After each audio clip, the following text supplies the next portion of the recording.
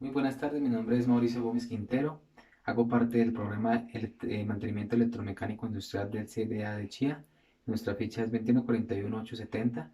En esta actividad la vamos a tener como título Funciones del multímetro. Y para esta actividad vamos a utilizar este multímetro, que es un multímetro Vacuum 920 5B. Lo primero que vamos a medir el día de hoy es corriente DC. Para esto utilizamos una resistencia de 220 ohmios y un bombillo LED. Un cargador también de celular de 5 que transita 5 voltios. Entonces, de esta manera generamos un circuito en serie con el cual tenemos que colocar nuestro multímetro en la parte AC, pues para evitar un corto. Lo tenemos en 200 miliamperios, entonces vamos a medirlo a ver qué amperaje nos da. Entonces acá colocamos nuestro negativo y pues nos da el resultado de 15 miliamperios. Entonces, pues acá nos da una pues continuidad de corriente de acuerdo a nuestro multímetro y podemos de esta forma medir y saber cuánto amperaje tenemos en nuestro bombillo.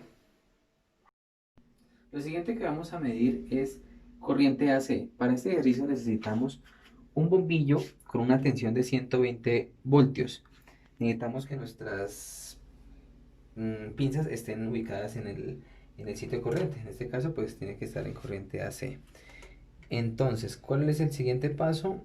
Colocar nuestra perilla en 20 amperios y lo siguiente es conectarlo. Pues ya tenemos un circuito en serie. En este caso, pues nos tiene que dar nuestro amperaje solicitado. En este caso podemos ver que nuestro amperaje es de 3.10 voltios. Con esto determinamos de que está nuestra corriente AC. A continuación, lo que vamos a medir es continuidad. Para este ejercicio solamente necesitamos una extensión que esté desconectado o sin energía.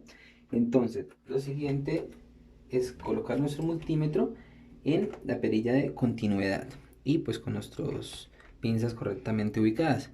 Colocamos nuestro negativo. Esto no tiene polaridad, entonces no hay ningún riesgo. Entonces colocamos. Y de esta manera nuestro multímetro nos indica de que esta extensión tiene una continuidad. Entonces, pues en este caso sabemos de que nuestra extensión se encuentra en óptimas condiciones y no sufre ningún otro corto. Lo siguiente que vamos a medir es resistencia. En este caso tenemos una resistencia de color rojo, rojo, café, dorado, que según nuestro fabricante es una resistencia de 220 ohmios.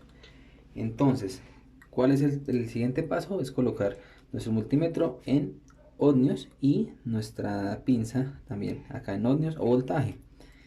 Entonces, colocamos nuestro multímetro y esto nos indica que está más o menos en 211 ohmios, que según nuestro fabricante más o menos el 5%, que esto nos da el, mm, el equivalente de los ohmios correctos. Lo siguiente que vamos a medir es voltaje AC. En este caso necesitamos solamente conectar nuestro multímetro a nuestra toma corriente de nuestra casa. En este caso pues es una extensión, pero pues lo vamos a conectar acá. Entonces conectamos negativo y conectamos positivo. En este caso nos indica nuestro multímetro que es 125 voltios, más o menos eso es lo que indica la corriente de la casa, que son 120 voltios, pero pues con esto podemos determinar de que ese es nuestro voltaje en nuestra casa. Y por último vamos a medir voltaje DC. En este caso necesitamos solamente un par de baterías para poder determinar los voltios. En este caso nuestra batería es de 1.5 voltios. Vamos a medirlo pues con nuestro multímetro. Vamos a colocar negativo con negativo, positivo con positivo. En este caso nuestro multímetro nos indica 1.56, que este es el voltaje pues teniendo en cuenta que es una pila o una batería nueva. Seguimos con la siguiente batería, que es una batería de 9 voltios. Entonces indicamos nuestra batería, la colocamos, nos da un porcentaje de 9,92. pero pues en este caso tenemos un negativo. Lo que pasa es que pues el multímetro, las piezas estaban mal colocadas, entonces pues por eso nos da negativo. Lo colocamos nuevamente positivo con positivo, negativo con positivo y nos vuelve a dar el mismo, pero pues sin el negativo.